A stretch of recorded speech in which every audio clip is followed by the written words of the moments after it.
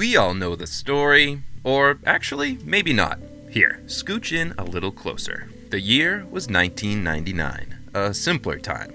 The country, Ireland. The headline, Fairy Bush Survives the Motorway Planners. Or, as the Independent put it a bit more cheekily, Irish road sidetracked by the fairies' right-of-way. Or, as it was phrased on my side of the pond, if you believe in fairies, don't bulldoze their lair. In short, the issue here was that plans for a new multi-lane road was going to require the removal of a bush near Latoon Creek in County Clare. But this was no ordinary bush. As high school teacher and Sean-Chui, traditional Irish storyteller Eddie Lenihan explained at the time, locals believed the Latoon bush marked the site of an infamous battle that took place between the fairies of Munster and the fairies of Connacht. Thus, disturbing such a feature would be at best sacrilegious, and at worst, an invitation for retribution from the fairy world. Because, as you may have seen in my video on Cluricons, Irish fairies are not always the most peaceful or forgiving of supernatural beings. Thankfully, Lenihan's advocacy helped ensure the fairy bush's preservation, and the motorway was diverted to go around it. Now, in the aftermath of this fray between fae and infrastructure, the conversation in Ireland and beyond largely centered around belief in the supernatural. Are fairies real? How many people actually believe in them? And why are the Irish so darn superstitious? Taking a back seat to this conversation was, in my opinion, a much more interesting conversation. One that focused more on the natural than the supernatural. Why, for centuries, have some trees and bushes been considered sacred in Irish culture? And given the name of this channel, what can Irish mythology teach us about this Irish reverence for trees? Yes, to be sure, there is going to be some overlap with the fairy world, but viewed through a purely historical lens, we can see that the idea of some Irish trees being sacred is likely connected to a broader Celtic concept. And because I know people love to argue about this in the comments, let me clarify that by Celtic, I mean speakers of Celtic languages. In addition to the Gaels, who would settle in what is now Ireland, Scotland, and the Isle of Man, these include the Britons, who would settle in Wales, Cornwall, and Brittany, as well as the so-called continental Celts, like the Boii,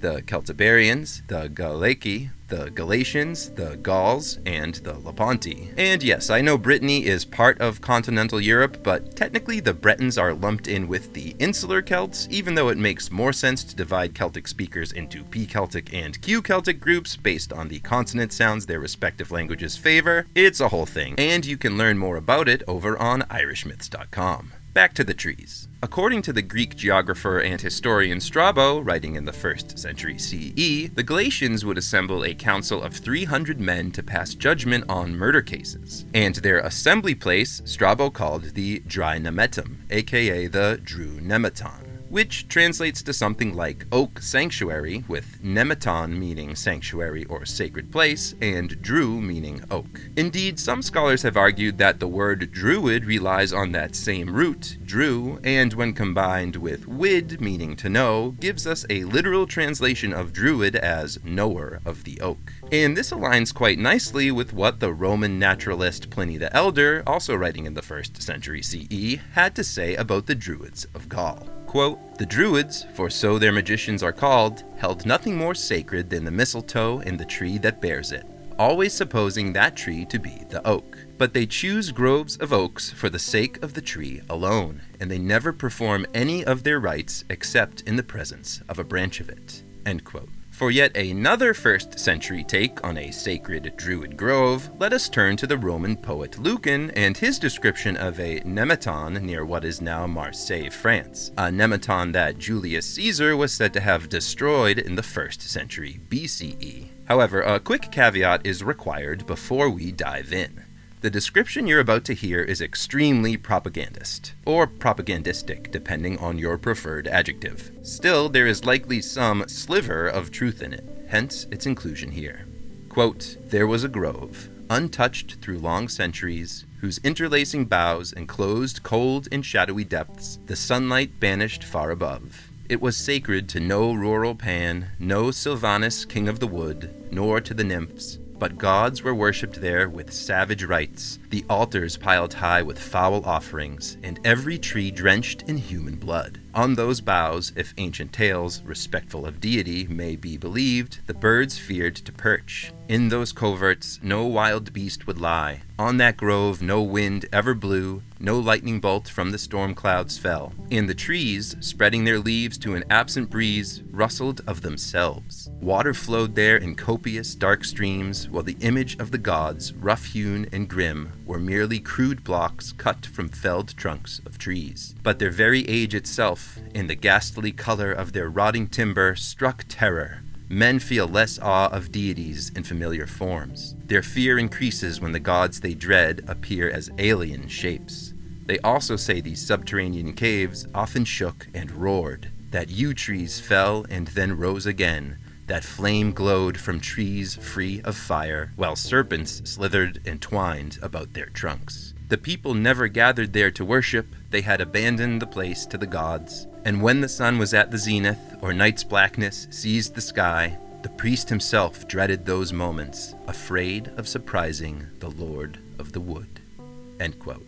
Yowza. Staying within continental Europe, I feel Brittany's Pompon forest deserves a mention, given that many scholars believe it was the inspiration for the Brocéliande forest from Arthurian legend. The forest is home to the so-called Tomb of Merlin, a remnant of a dolmen. And while the site has become popular amongst neo-druids and neo-pagans, it's important to note that the megalithic structures found within the forest date back to the Neolithic, as is the case with many of the megalithic structures discovered in what we think of as the Celtic world, meaning they actually predate the emergence of Celtic culture. That's not to say the Celts didn't use these structures for their own ritual purposes and attach their own mythologies to them. They absolutely did, they just didn't build them. Moving on. Sacred groves also appear to have been ubiquitous across Celtic Britain. Notably, another 1st century Roman, the historian Tacitus, gave an account of the Roman conquest of the Welsh island of Anglesey, in which he noted, quote, "A force was next set over the conquered, and their groves, devoted to inhuman superstitions, were destroyed. They seemed it, indeed, a duty to cover their altars with the blood of captives, and to consult their deities through human entrails." End quote. And while no traces of this grove appear in the archaeological record, perhaps on account of the destroying, although it's possible Tacitus just made it up, repeating what he'd heard from his predecessor Lucan, it's worth noting that one of the largest collections of early Celtic art, specifically metalwork done in the Latin style, was discovered next to a lake on Anglesey. And a few of those metal items, it turns out, were made in Ireland. Yes, that's the segue I'm using to take us back to the Emerald Isle, where the remnants of sacred Celtic groves can perhaps be gleaned in popular place names. For example, Derry was originally called Dere Calgach, meaning Calgas Oak Grove. Durrow in County Offaly was originally Daru, meaning Plain of the Oaks, and the Abbey at Durrow, it should be noted, is one of the last remaining spots in Ireland where one can find pre-medieval oaks. Toberbilly in County Antrim, meanwhile, was originally Tober Bila, meaning Well of the Ancient Tree. Then there's Kildare, which gets its name from the monastery founded by St. Bridget, Kildara, meaning Church of the Oak, a monastery that may have originally been the site of a temple devoted to the Irish goddess Bridget. And according to Irish folklore's Dahi O'Hogan, the human Bridget may have been the chief druid of that temple prior to her conversion to Christianity. Regardless, it is said that St. Bridget named the site after a beautiful oak tree that she, quote, loved much and, quote, under whose shade she built her first little oratory. End quote. This according to the Irish clergyman John Healy, who went on to note that the, quote, tree remained down to the end of the 10th century, and it was held in such veneration that no profane hand dare venture to touch it with a weapon. End quote. This veneration of the oak aligns perfectly with what we find in the 8th century Irish law text Breha Comachesa, Judgments of Neighborhood, in which Ireland's native trees are divided into classes and corresponding penalties are designated based on injuries afflicted upon said trees. There are 7 Class A trees, or Lords of the Wood, according to the text, which are as follows. 1. Oak. 2. Hazel. 3. Holly. 4. Yew. 5. Ash. 6. Scots pine.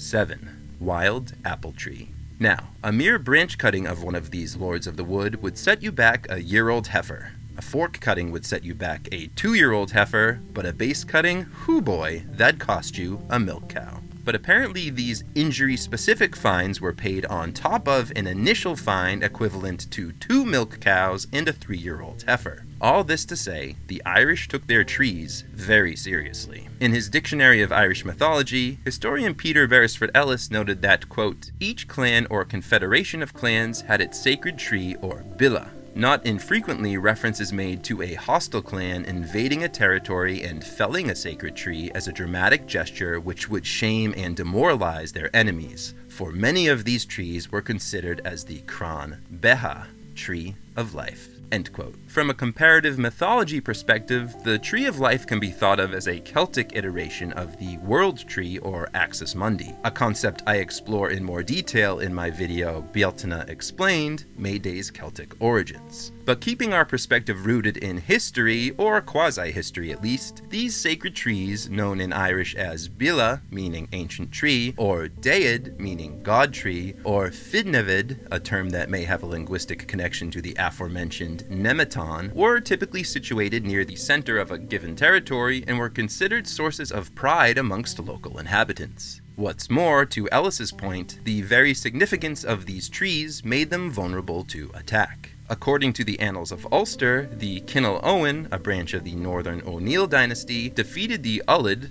i.e. Ulstermen, in a battle in 1099 CE. And, to add insult to injury, they cut down the Ullid's sacred tree, the Craib Telcha. Fast forward to 1111 and the Ullid would have their revenge when, quote, an expedition was made by the Ullid to Telach Oak, the royal seat of the Cinnal Owen, and they cut down its sacred trees. On occasion, nature itself was the enemy, so to speak, as the Annals of Ulster also record that in 996, quote, lightning struck Ardwaha, modern Armagh, and it did not leave unburnt an oratory, stone church, vestibule, or wooden sanctuary. End quote. The Irish word translated as wooden sanctuary here is actually one we learned earlier, Fidnevid. This, according to Irish woodland expert Fergus Kelly, who, in a lecture given to the Society of Irish Foresters, also noted the following, quote, it is probable that some of these specially venerated trees continue a tradition of tree worship going back to pre-Christian times. End quote. And that leads us to the Dín Seanchas, or Lore of Places, a collection of poems, tales, and commentaries which, while transcribed in Christian times, are undoubtedly pre-Christian in origin. In 2 of the 176 poems recorded in the Dín Seanchas, poems number 23 and 24 to be precise, we learn about 5 trees that were, evidently, very important to the ancient Irish. And I quote, Yomuna, great was the fair tree, high its top above the rest. 30 cubits, it was no trifle. That was the measure of its girth. 300 cubits was the height of the blameless tree. Its shadow stretched 1,000 cubits. In secrecy it remained in the north and east, till the time of Conn of the 100 Fights. 100 score of warriors, no empty tale, along with 1,040 would that tree shelter. It was a fierce struggle, till it was overthrown by the poets. End quote. That was the first tree, the Omuna, or Oak of Muna, as described in poem 23. And as you're about to hear, this oak gets another mention in poem 24, in which the rest of the trees are also listed. Quote, how fell the bough of Dahi? It sheltered the strength of many a gentle hireling. An ash, the tree of the nimble hosts, its top bore no lasting yield. The ash in Tortu, take count thereof, the ash of populous Ushnach, their boughs fell, it was not amiss, in the time of the sons of A. Slana. The oak of Muna, it was a joyous treasure. 900 bushels was its bountiful yield. The beautiful oak tree fell across Ma Alba of the cruel combats. The bole of Ross, a comely yew, with abundance of broad timber. The tree without hollow or flaw. The stately bole, how did it fall? End quote.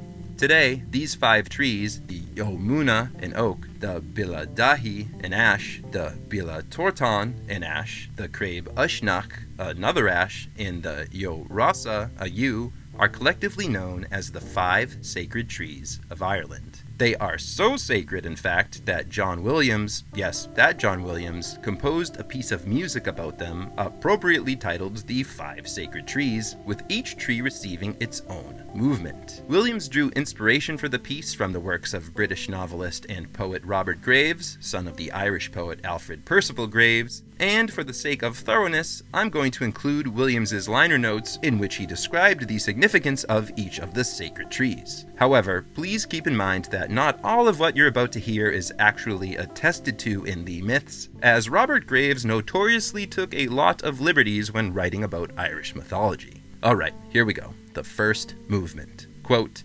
Eomuna, the great oak, whose roots extend to Conla's well in the Otherworld, stands guard over what is the source of the river Shannon and the font of all wisdom. The well is probably the source of all music, too. The inspiration for this movement is the Irish Ilian pipe, a distant ancestor of the bassoon, whose music evokes the spirit of Muna and the sacred well.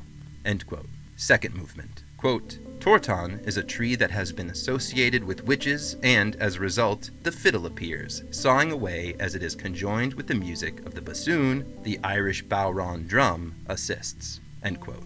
Third movement. Quote, the tree of Ross, or Yo Rasa, is a yew, and although the yew is often referred to as a symbol of death and destruction, the tree of Ross is often the subject of much rhapsodizing in the literature. It is referred to as a mother's good and diadem of the angels. Hence, the lyrical character of this movement, wherein the bassoon encants and is accompanied by the harp. End quote. Fourth movement. Craib Ushnach is an ash and has been described by Robert Graves as a source of strife. Thus, a ghostly battle, where all that is heard as the phantoms struggle is the snapping of twigs on the forest floor. End quote. Fifth movement. Quote, Dahi, which purportedly exercised authority over the poets and was the last tree to fall, is the subject for the close of the piece. The bassoon soliloquizes as it ponders the secrets of the trees. End quote. Of course, Irish trees didn't only inspire modern composers of classical music, they also seemingly inspired ancient composers of alphabets. Or at least one alphabet, anyway, Ogham, which is also known as the Celtic tree alphabet on account of its letters being named after different varieties of trees. For example, according to a medieval list called the Briacher Ogham, or Word Ogham, A is Ilum, elm, B is Behe, birch, C is Call, hazel, and so on. And this leads us back to Wales, boop, boop, boop, boop, to a poem recorded in the 14th century book of Taliesin called Cad Gudde, or the Battle of the Trees, in which the magician Gwydion enchants the trees of a forest, animating them and enlisting them to fight as his army. Ain't that a familiar tale? Our old pal Robert Graves speculated that the pugilistic trees listed in the poem correspond to the letters of the Ogham alphabet, and that the whole thing was essentially a veiled reference to druidic or druidical, pick your adjective, secrets. And while this interpretation is not widely accepted, what is widely accepted is that Gwydion is by no means the only magic-wielding character from a Celtic storytelling tradition to enlist the help of trees in battle. In the lead-up to the Second Battle of Ma Tura, from the redundantly named mythological cycle of Irish mythology, the god of many talents Lugh asks his enchantresses Beithula and Dianan how they will aid the Tuatha Dé Danann, the Irish gods, in their fight against Balor of the Evil Eye and the Fomorians. Their response, quote, we will enchant the trees, and the stones, and the sods of the earth, so that they will be a host under arms against them, and they will scatter in flight, terrified and trembling. End quote. FYI, you can learn more about the bewitching character Beithula in my video on the most powerful druids from Irish mythology. For the most part, however, characters in the Irish myths don't seek out trees for purposes of violence, but for refuge from violence. And in no story is this better encapsulated than Boile Sevna, the Madness of Sweeney, in which the titular Sweeney, king of the Irish territory of Dal Narija, flees the Battle of Mara in a frenzy after being cursed by a saint. Sevna Gialt, or Mad Sweeney as he comes to be called, seeks refuge in the woods and for years lives a bird-like existence perched in the branches of trees. Indeed, he is resting on the, quote, summit of a tall ivy branch, end quote, when he delivers the following eulogy of the trees of Ireland. Quote, thou oak, bushy, leafy, thou art high beyond trees. O hazelet, little branching one, O fragrance of hazelnuts. O alder, thou art not hostile, delightful is thy hue, thou art not rending and prickling in the gap wherein thou art. O little blackthorn, little thorny one, O little black sloe tree, O watercress, little green-topped one, from the brink of the Ouse spring. O minen of the pathway, thou art sweet beyond herbs, O little green one, very green one, O herb on which grows the strawberry. O apple tree, little apple tree, much art thou shaken, O quicken, little berried one, delightful is thy bloom. O briar, little arched one, thou grantest no fair terms, thou ceasest not to tear me, till thou hast thy fill of blood. O yew tree, little yew tree, in churchyards thou art conspicuous. O ivy, little ivy, thou art familiar in the dusky wood. O holly, little sheltering one, thou door against the wind. O ash tree, thou baleful one, hand weapon of a warrior. O birch, smooth and blessed, thou melodious, proud one, delightful each entwining branch in the top of thy crown. The aspen a-trembling, by turns I hear its leaves erasing, meseems 'tis the foray. My aversion in woods, I conceal it not from anyone, is the leafy stirk of an oak, swaying evermore." End quote. Quite a contrast from the way the Roman poet Lucan described a Gaulish forest, isn't it? In Irish mythology, forests and the trees that comprise them are not gloomy harbingers of doom, but symbols of peace and enlightenment. Apple branches and the fruits they bear are the passports that grant Irish heroes access to the land of youth and the land of promise, and other wondrous otherworlds. 9 hazel trees mark the mythical source of the Boyne River, the well of Segas, Segas meaning forest, and from these trees fall the nuts of inspiration, which are consumed by a fish, the salmon of knowledge, imbuing it with infinite wisdom, and by extension, imbuing the salmon-consuming hero Finn McCool with this wisdom as well. And to bring all of this sacred tree lore back to the superstitiousness of the Irish, ever wonder why people knock on wood in order to ward off bad luck? It's been theorized that this timber-based jinx-blocking strategy arose in the groves of the ancient Celts, who would knock on tree trunks either to summon the protection of the spirits within, or to thank the trees for providing a bushy, leafy sanctuary. If you enjoyed this video, please like and comment and basically just tap all of the little buttons, and by the end of it make sure you are subscribed to the Irish Myths channel. That really helps. And if you want to learn more about the darker side of Irish mythology, check out my book Irish Monsters in Your Pocket, a tiny little book about Irish dragons, werewolves, vampires, banshees, headless horsemen, and other beastly beings. I also have videos on many of those same monsters right here on this channel, which you can find linked in the description below. As always, my name is a.k.a. Kneverday, editor of the short story anthology Neon Druid, and creator of IrishMyths.com. Thanks for coming out. Boop, boop, boop, boop.